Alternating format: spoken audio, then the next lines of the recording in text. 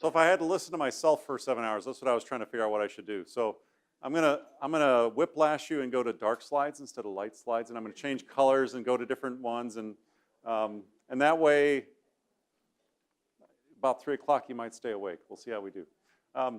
So I'm gonna switch from my first talk was a general audience one. I give that to anything from high school students through PhDs.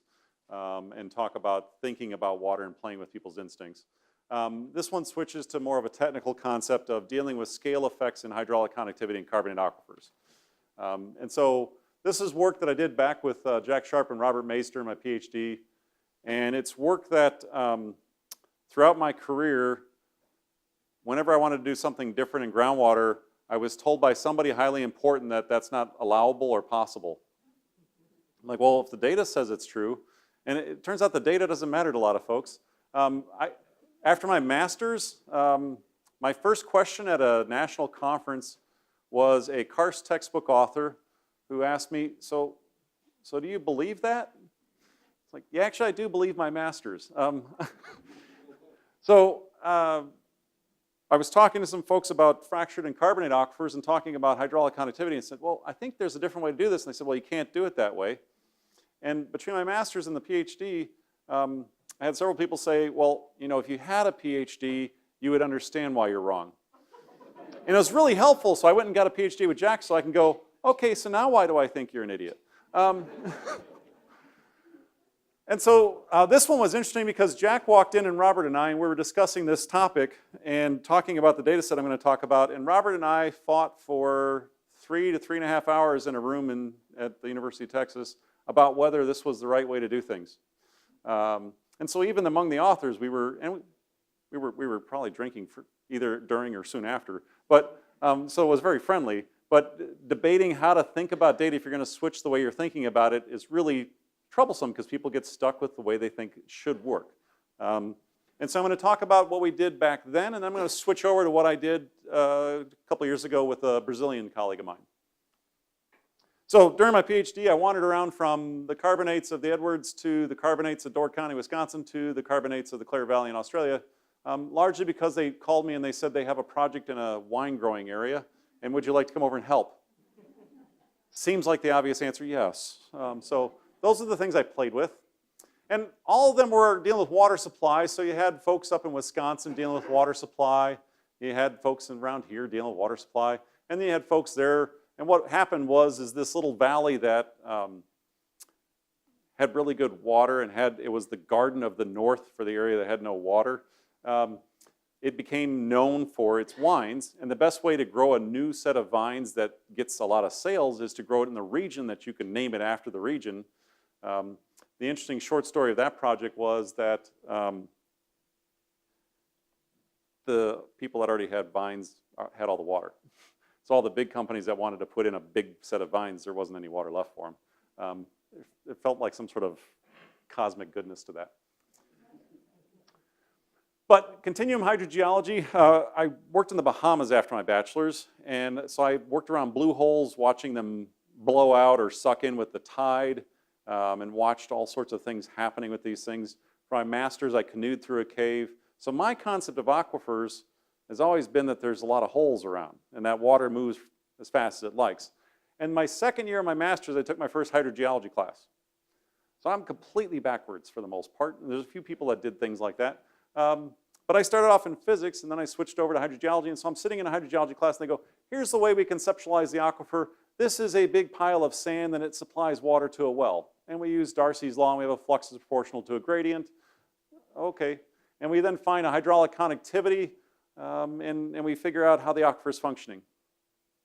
Okay, well, what if there's a big crack or a big tube? We just treat it like a sand. Is that the right thing to do? Yes. What if the rocks don't know that? What do the data say? And that's where I get in trouble. I ask what the data say. Now, when I think about hydraulic conductivity, if I'm talking to water folks, they tend to think about that and it depends on whether I'm talking to engineers or scientists as to what we think about for variables, but I use big K for hydraulic conductivity. I use little k for intrinsic permeability. And I think about intrinsic permeability from the perspective of being trained in physics, because it's the parameter that says what the rocks are. And so I like to think about that one. And so I'll talk about them both, but I think in intrinsic permeability, which might be backwards from the way you do it. So letting you know how my brain functions and all those issues. There's a few assumptions. Couple that get tricky. Flow is horizontal. Darcy's law is valid.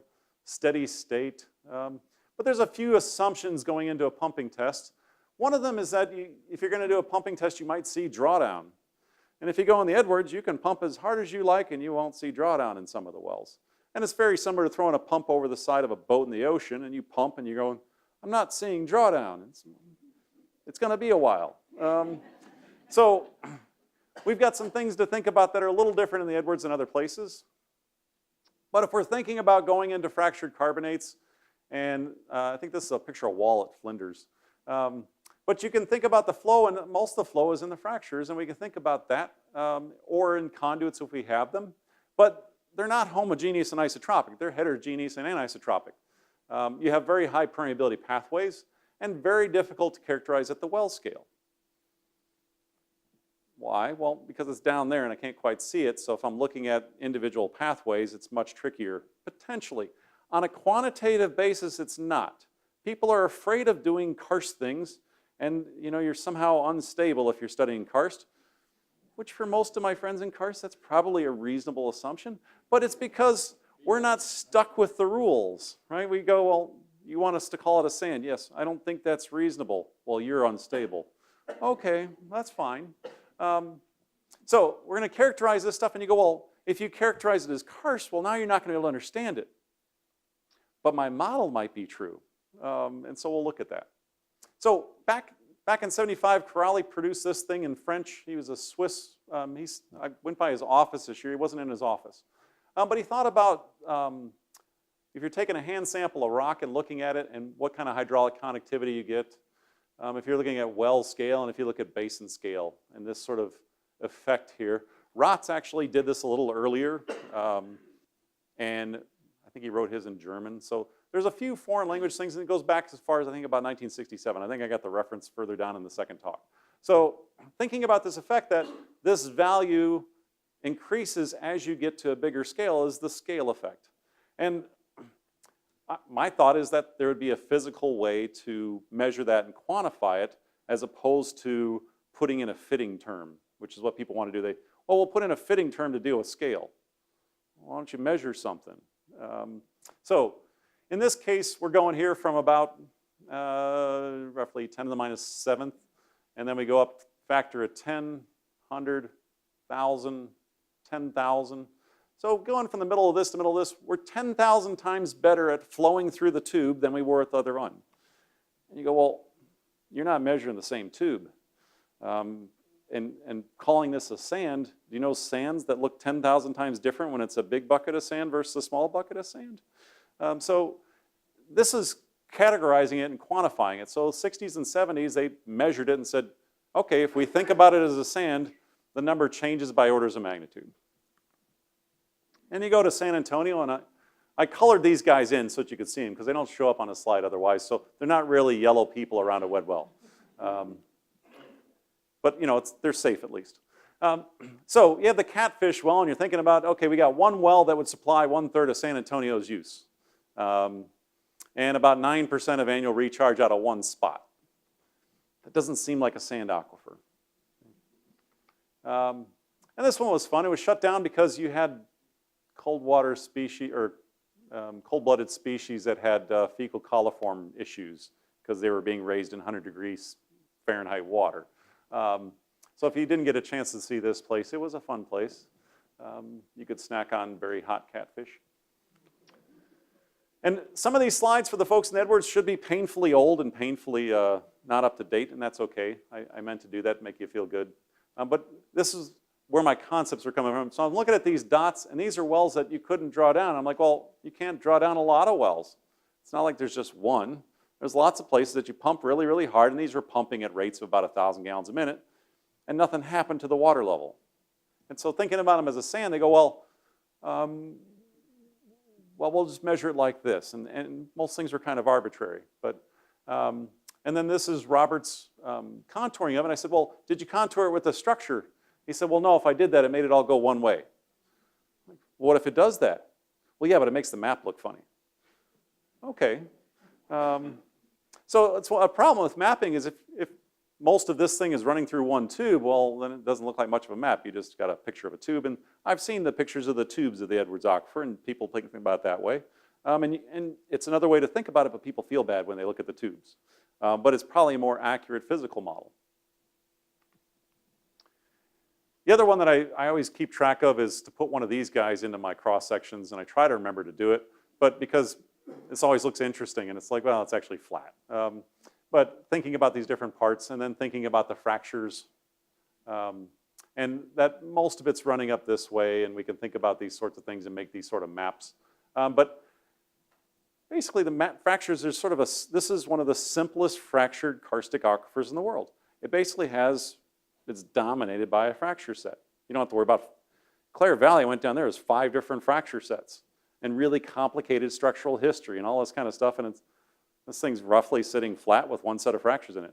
And we go, yeah, well, we should be able to understand that. We should be able to quantify that. In terms of quantifying, Rob called these my funny little diagrams.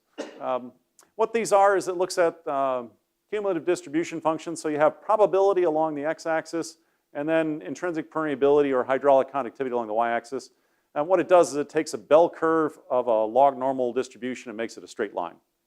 And so if you have a straight line, you have a log normal distribution, which is a lot easier than looking at a bell curve and deciding how belly it is. If it tilts more, it has a higher standard deviation. If it's flatter, it's got lower standard deviation. So I like looking at statistical distributions as straight lines because my brain can absorb them versus trying to compare bell curves and stuff. If you're bent in some way, you might be a non-normal distribution that you're not log normal. If you're missing data at the bottom, you flatten out that way if you took out some data. If you're missing data at the top, you're top truncated, you do something like that. I've asked regulators if they put up this kind of plot, you can actually tell if somebody took out the high numbers in their contaminated data sets. And you can look for top truncation and go, you're erasing all the big numbers. And I've asked people if they've caught anybody on a regulatory basis that way, and they go, didn't think about doing that to them. But it's a way to check it, see if the data set's making sense along the whole data set. So if we look at the data set for the Edwards, we can go sample the rocks, and you get matrix values that have a roughly log normal distribution. This is 500 samples of rock that Suha Vorka up at the Bureau did. And if you look it up in a book, it's limestone. So there's stunning uniformity. So if you measure a limestone and look in the book, it comes out. But if you look at that, there's about 4 orders of magnitude variability in that rock. Some of it's pretty permeable, some of it's not. If we look at the well data, I've got 3 sets of lines because one is wells that we could measure, one is wells that have 0 drawdown, and the other one is, we'll lump them all together. And what we did to get numbers for 0 drawdown wells was assume a foot. We'll assume you had a foot of drawdown, which is basically, a 0 drawdown well is that you couldn't pump hard enough to see anything, and so you have a limit to your pumping test. You don't have a big enough pump or a big enough well. So you basically are limited by the values, but they come up here about 3 orders of magnitude above the matrix. And you go, okay, well, wells flow 1,000 times better than chunks of rock out there. Then if you look at regional models, well, there's gravel. It's better than gravel. You go, well, how do you get these numbers? This is about 9 orders of magnitude. How do you get these numbers in one aquifer where we're going to put in a well and pump it, where we actually understand what it means? And in terms of understanding what it means, if I was talking about walking around, I'm talking about the difference between walking and the speed of light. And saying that as a science, we're going to narrow it down. How much? Somewhere between walking and the speed of light. Well, what's the right number? Well, what do you want the answer to be? So I've dealt with this, and folks that have contamination, this is the right number. And folks that want water supply, this is the right number. And you adjust for whatever you need. But I think that physically, there's a reason why this happens, and so if you physically have a reason why that happens, you can physically define what the right number is for your situation at your scale, because I think we could quantify it. So we're going to look at what causes the scale effect, what causes 0 drawdown wells, and what are the most useful data to collect. If you're going to go out and, this is auto-advancing.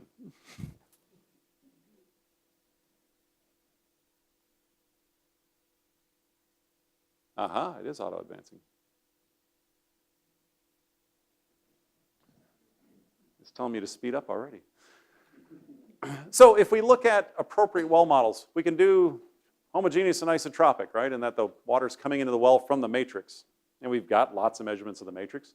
We can assume we're fractured and that fractures are intersecting the well and some are bigger than others. I'm not a big fan of uniform fracture concepts because we've never managed to measure a fracture data set anywhere on the planet, even man-made ones that are uniform in aperture. But we like to go, well, homogeneous and isotropic doesn't work. Let's go with uniform fractures. That's not how the data say either, so, but thanks for playing. We have little karst pieces, and we could do big tubes. Okay? And I talked to students and I asked them, what's a big crack for a groundwater person? Because I wanted to think about what the number should be. And they always guess really big numbers, and it's about 1/10 of a millimeter is a big crack for groundwater. So if you get up in the millimeter range, well, now you're talking huge. And for big conduits, people go, Mammoth Cave is a big conduit. It is, but it's not where most groundwater systems are functioning. They're functioning at a centimeter being a big conduit. And numerically, a centimeter is a big conduit, 1/10 of a millimeter is a big fracture. But we tend to think about giant things. But if we're measuring these things in the outcrop or thinking about them, they're usually not that big. So here's an outcrop that we can measure. So here's 10 feet, here's a void, here's some other little voids, here's some cracks. We can map the rock types. You can map out the matrix if you like. And so we can think about, if I'm going to have a hydraulic conductivity assigned to that, what is it? If my well is there, it might be pretty high, but not if it's not connected to anything, right? So not only do you have a size, you got a connectivity issue. Is this thing actually connected in space for long enough distance and to keep providing me with water? I targeted wells in shale where I could target geophysically. I targeted gravel in the middle of a shale. Worked great. It had great hydraulic conductivity for about 12 minutes. And then it drained out. And then you had nothing else. So you got to think about connectivity as well. So these fractures, are the fractures open? Are they sealed? What's their fracture skin doing? Jack did a bunch of work on that. And then are they connected in space where they can provide water? Same as if you're thinking about a pumice floating. Those pores are great, but if they're not connected to each other, you're not going to get much water out of a pumice. So same thing you're thinking about, but you're thinking about it at a bigger scale, and instead of a pore and a pumice, you're thinking about a little bit of a cave. This is that cave, or that outcrop numerically. Okay, so we can measure the fractures, and we're bottom truncated. These were small fractures. And we can measure the conduits. Okay, and working outcrop work, this is work that Rob did, and he had 776 fractures, and he had 2,685 conduits. I did some of this work. Rob inspired me to do that in Australia, and we found that going to the outcrop and looking at the fractures told you a lot about how the aquifer would function. You learned a lot of these things are sealed, and they're not actually fractures. They just look like cracks in the outcrop, but they're actually sealed up. Or you'd learn that they had, wow, there's a lot of iron oxyhydroxide in these fractures. What's in the wells? Lots of iron. Oh, okay. And you'd see how the aquifer is functioning by working on the outcrop, which was a strange thing to do. But for outcrop pictures in Australia, we could see scientists working and pumping a well. The folks in the TV crew were very depressed because we had pipes coming out of the ground and no real action. They got very excited when we had a water level tape and it went beep. And we did something at least. So if you can convert this to numbers, you're converting it to numbers that say, okay, we have a distribution of fracture apertures and a distribution of conduit diameters. We could think about Reynolds numbers and whether we're turbulent or laminar. The fractures would basically be laminar. The conduits would basically be turbulent just by size and even normal horizontal hydraulic gradients. But in terms of size, your median sort of fracture here is below 1/10 of a millimeter. But it says that a whole bunch of them are pretty big fractures as far as aquifers go. And maybe these are too big. You got to decide whether outcrop fracture apertures are reasonable. I found that they generally are. And then these conduits, you go, well, what are you measuring? These big things that you're driving trucks through? No, 100 millimeter fractures, or conduits. So we're talking about sort of big cracks and small tubes. And so that's what we have to work with. We have the matrix, and we have the fractures, and we have the conduits. Can we use those values that we can measure in the rocks to figure out how the aquifer should function at different scales? So instead of having homogeneous isotropic, we have one crack. And we can think about it from that perspective of adding a crack and thinking about what the hydraulic conductivity should be if I add a crack in there. And numerically, you'd get this, that the effective permeability of whatever scale you're working at is the matrix plus the difference between that fracture and the matrix, and then this little factor, which is the difference in the thickness between the fracture and the total thickness in the aquifer, and the tilt of your fracture. Simplified, matrix doesn't really count. It's a small number, so it's basically the fracture scaled down by the fracture aperture versus the total aquifer thickness. It's not super tricky math, and once you think about it, you go, okay, and I wrote a paper where I worked out sort of every geometry I could think of. They said it was the hardest paper to format they ever dealt with at KWI because they had to deal with so many little, I had to subscript everything. But it gets a little messy, but it's basically take the fracture and then just scale it by thicknesses of the thickness of the fracture versus the total thickness of the well. So we can then try things. So if instead of sticking in a fracture, I stick the top matrix, I said, well, we sampled 500 pieces of matrix, but the good stuff never came up, right? When you drilled it, the really good porous stuff was no recovery, right? That most of the Edwards is actually, it should look like this, but we got this nice log normal distribution that looks like this. So if we keep adding in more and more of this stuff, we eventually flatline that if we made 100% of it the top stuff, it'd be the top stuff. But as you do that, you don't ever look like the well distribution. And at the maximum possible matrix thing, you never reach most of the wells or the regional models. And so it doesn't look like that model fits. And you go, well, it doesn't make sense to me either. When we drill this thing, there's a lot of low-case stuff that we go through. So we can then try a different model and say, well, what if we crack the aquifer?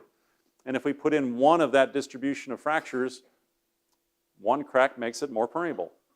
If we put in about 50, we basically match wells in the aquifer. It says, okay, well, if you've got 50 of those cracks that you measure in the outcrop, you can reproduce all the wells in the aquifer. Well, okay, well, I don't know if that makes sense to me because 50 seems like a big number. Why? Well, normally it's not that many fractures that are running the wells. Well, we can think about that and we can go, well, okay, so I've got this model with 50 cracks, except for they're all different sizes. Okay? And the matrix is less than 0.5% of the flow when you do the math of, okay, we know the matrix distribution, we got this and that. The matrix isn't much, so it's the cracks. But when we look at the cracks, 6 or fewer. When you look at the actual numbers of the distributions, it's 6 or fewer, and it's normally 1. So out of those 50 fractures, a lot of them are too small to be useful, and most of it's run by about 6 features, normally 1 or 2. That's starting to match what we see when you do well logs, when you do pumping tests. Yeah, that's about what I see. You go down through the well, there's 5 or 6 places that are pretty good flow. We write those down as flow zones, and that's what we get.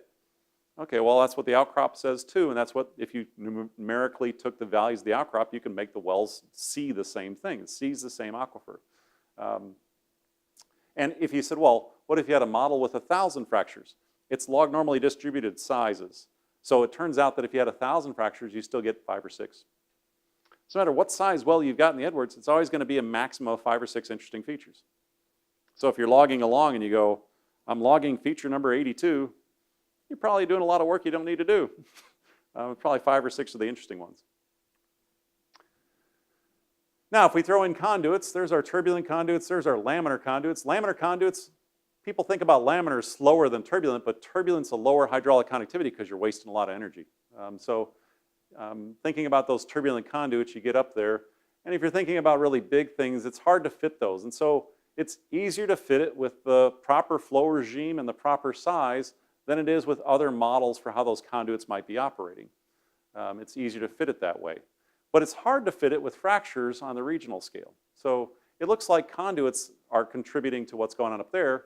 And if we think about what's happening there, your block in these models is about 10 kilometers on a side, 170 meters, and that changes with the aquifer models. But it's still going to be about the same because it's going to be mostly lower K zones. And you're going to have one zone that's about a little tiny bit of your area and is running almost all of your flow. And so when karst people go, we should look at where the conduits are at, numerically there's a good reason to do that. It's where the action is. Now, you got a bunch of storage out here and you have things that are happening, but as far as flow processes, you probably should find that, or at least have a sense of where it's at in the system. So then you've got the matrix is there, you put in the cracks, you get to the wells, you get up to the conduits, it explains that. Numerically, it's fairly satisfying. You can measure the outcrop and reproduce what the aquifer does at the scale where it's going to see these features. The part that doesn't feel good is you used enough variables to make it all work. So what if I didn't have big conduits? What if I didn't have something like that? Does it still work? Can you make it work right in other aquifers? But in this one, the appropriate well model is probably something like this on a well. On a regional scale, you find these conduits. And I actually, in the paper I wrote on this, I used blind catfish to argue for turbulence in the Edwards. And one of my committee members said, how do fish tell you it's turbulent? I said, because they can't swim in anything small enough to be laminar in this aquifer. If you got that hydraulic gradient and you got that fish, you've got to be turbulent.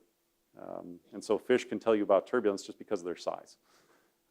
They're supposed to be fairly tasty too, but I don't think you're supposed to eat them. So for this work, it was that the well and regional scale effects appear to be caused by fractures in conduits. It's not the matrix. Yeah, the matrix has some permeable locations, but you can't mathematically get that to work for the entire distribution. You can get one well to reproduce one value of matrix permeability, but you can't get that for the entire aquifer. And zero drawdown wells could be caused by fractures or conduits. Both of them are good enough to give you a zero drawdown well. But what they are is the limit of the pumping test, that you're not pumping hard enough to see drawdown. And when you do this with the sizes we were working with on a modeling basis, you go, and you're not going to get a well that's big enough to do it. So don't think if I just go out and get a bigger pump, I'll fix this. There's places in these systems that you can't get a pumping test to give you drawdown. More fracture and conduit data should be collected. You know, going out and measuring the properties of the rock, it's somewhat useful for various things, but we then kind of ignore measuring fracture properties and conduit properties. Especially in Outcrop, they thought I was nuts doing this in a couple aquifers. They're like, why are you doing that? Then tell me something. And techniques that specifically look for high perm zones and tell us where they're at, that's one of the development things we needed to do. A whole bunch of people helped with this stuff. And then I went through a few years without really doing scale effect stuff. So next.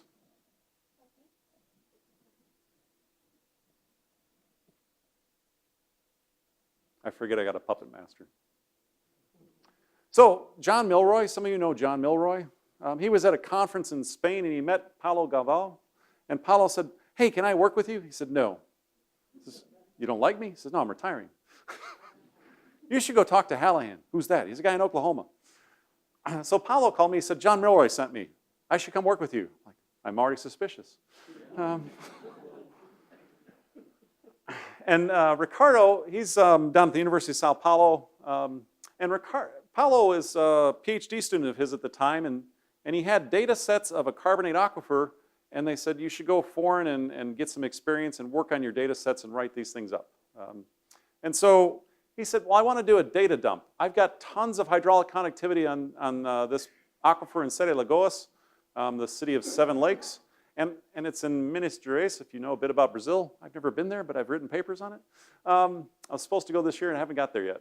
So Paulo wanted to do a data dump. I said, what kind of data? Hydraulic conductivity. I got all this hydraulic conductivity data and I figured I should just dump it out. I said, why?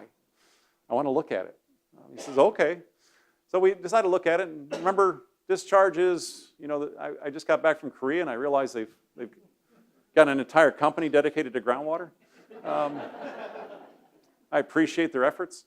But thinking about this part, theoretically, we measure I, we measure A, and then we fudge K. And the textbook imply that that value is stable and useful, right? That sort of one number. Edwards is 9 to 10 orders of magnitude. Down here in Brazil, we can think about this. So this is taking Corrales' thing and modernizing it, adding in the Edwards aquifer. And you can see this for crystalline rocks. You can see this for Corrales' data set. And you can see this for the Edwards aquifer. They're generally going up. The fractures seem to stabilize a bit, but there's a pretty big distribution, so it's a little hard to say.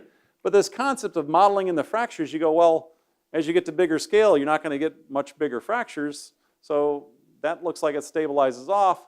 But these karst systems, it feels a little bad because I keep invoking new mechanisms to go up. And so there should be a case where if I got to big enough regional scale and I didn't have cool karst effects, it should go up on the well scale and maybe come back down. Right? If it's physically generated, then I could find a physical system that instead of just keep going up, that I'd have the distribution go from the matrix to fractures to I lost. And so Brazil ends up providing that kind of case. So we'll take a look here. Once again, we're going from walking to the speed of light over that part of the chart. So when you're plotting these charts, it's a bit difficult because you're going, I want to express something. What do you want to express? That's 10 million times different than this. And you go, well, have you quantified anything? Quite well, but it's huge ranges and you're trying to figure out a way to express that. So we beat on these charts a long time and I'm still not happy with them. So if you come up with a way to explain 9, 10 orders of magnitude where you're realizing you're quantifying it, but that it's a really unstable set of numbers that are actually really stable, let me know if you come up with a better way to diagram these things. So this was Roth's paper back in, oh, he was in Russian, and then there was in Swiss, and then, look, there's Halihan's paper. That was a wonderful one. And then they did the same thing in fractured rock because they were struggling with the same issues, but thinking about these scale effects, and a lot of them early on were quantifying that the effect exists, that we see the number gets bigger, and then, you know, we started getting into modeling why does that effect exist and what does that tell us about the aquifer. So here's Sete Lagoas. So this is Sete Lagoas, the city of 7 lakes. And then there's sort of in red, the highly developed area. In blue are municipal wells, bigger dots are bigger pumping rates, and then the green are the private wells. Bunch of wells right here in the middle of the city. As they pump those, they make the city fall down. So they get sinkholes that open up and the city falls in. So they worry about that a little bit. Then they got some granite sitting down here, but they basically got this carbonate sitting there that they're all living on. We came up with a risk map setup and had to think about doing risk maps. I hadn't thought about risk maps before. But essentially, if you pump really hard right here in the middle of the city, you fall down. And the karst in this area is not sort of global karstified uniform sort of thing, which the Edwards, I think about that way. It's got one big fracture set. The karst is not, it's got this individual tubes, but distribution-wise and mathematically, it's an aquifer. This one is sort of the jelly donut of karst. So you got a sweet middle that's all dissolved out, and then the sides not so much. Okay, and the drilling data support that.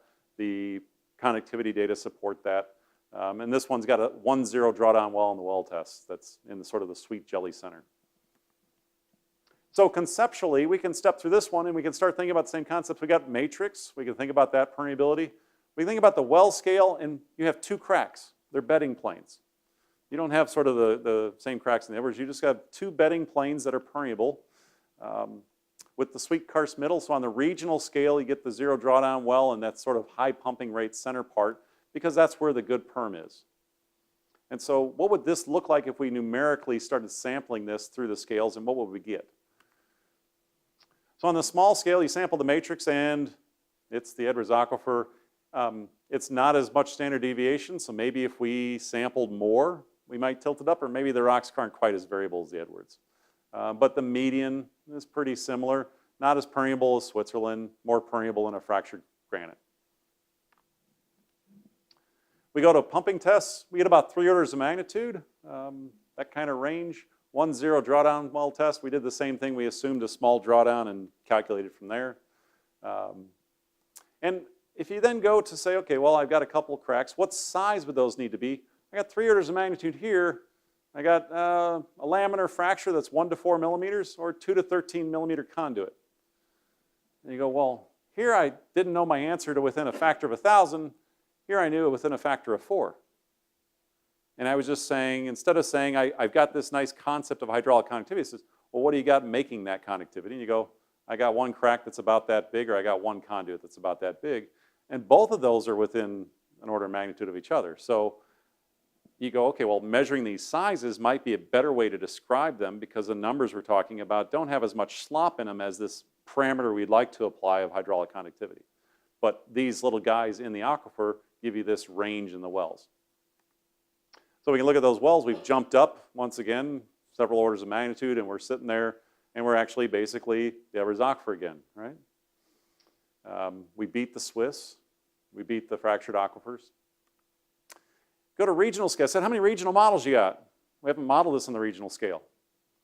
Oh. Well, what's your water table look like? Looks like this. Well, it looks like you put in 1 giant well and pumped really hard, and you made a capture zone. Well, we sort of did. We had a sweet karst middle, and we pumped like crazy right here. And what it did was it created a potentiometric surface that looks like a capture zone. So we said, Okay, well, we'll treat it as a capture zone. If you treat it as a capture zone, then that pumping rate, which we knew, results in a hydraulic conductivity about 10 to the minus 4 meters per second, which is 4 orders of magnitude above the matrix, 2 orders of magnitude below the highest wells. Because it's only the sweet middle that's that conductive, it has to get around this side stuff that's not as conductive on the regional scale. And so you see that drop again. So instead of going up like the Edwards, which has conduits to run things, this one runs out of karst and drops back down. And so it's giving us more examples where we can quantify what is the conceptual model of where the flow is at, and if we then measure it and put numbers to it, we can say, well, you had cracks that got you up here, and you ran out of the cracks, got smaller as you got to a regional scale, and you can't get as much flow on that scale. So these multi-scale evaluations, looking at them and quantifying and putting a number to them, you can get a quantitative hydrogeologic conceptual model in karst. You're not approximating, you're not going, well, it's karst, so we don't know. You're taking 10 orders of magnitude and going, it's this size crack, this kind of conduit, and we've got data to support these are the most likely options. You can utilize data from all the scales and get a unified quantitative conceptual model. The corollary to that is, man, that number's big, or man, that number's small. Let's get rid of it. Right, that's the general thing. We've got contaminant problems. Get rid of the big numbers. We have water supply issues. Get rid of the small numbers. The aquifer is the aquifer and is built how it's built, but we can actually measure it. But assuming that the hydraulic conductivity of the permeability should be one number, this is a pretty good demonstration that it's never going to be one number in these systems. You can't build those values conceptually with simple geologic models of it's cracked. I want it to have no scale effect. Sorry. There's some conduits running through there. Can you have no scale effect? No, sorry. So in this one, we have a 6 order of magnitude scale effect, low K matrix, and fractures about 1 to 5 millimeters. Geologically, that's not that interesting. What's your aquifer? It's 2 cracks between 1 to 5 millimeters. Well, your hydraulic conductivity data set was crazy. You had 6 orders of magnitude variability. Yeah, because if you measure an aquifer with 2 cracks in it, and you measure it as hydraulic conductivity, you get 6 orders of magnitude. If you want a conceptual model that's quantitative for the aquifer, you've got an aquifer with 2 cracks. They're about 1 to 5 millimeters, which are big cracks. But it's a pretty simple aquifer model, and it's very quantitative. So these guys are funded by people that didn't want to drop the city when you pump it. And they want to understand that risk, and they want to understand their water supply. And this is the train station of Sete Lagoas. If you go down there, take some pictures for me, because I haven't been there yet. But if you have any questions, I'd be glad to answer them. The preceding program was brought to you as a community service lecture by the Edwards Aquifer Authority. For more information, visit edwardsaquifer.org.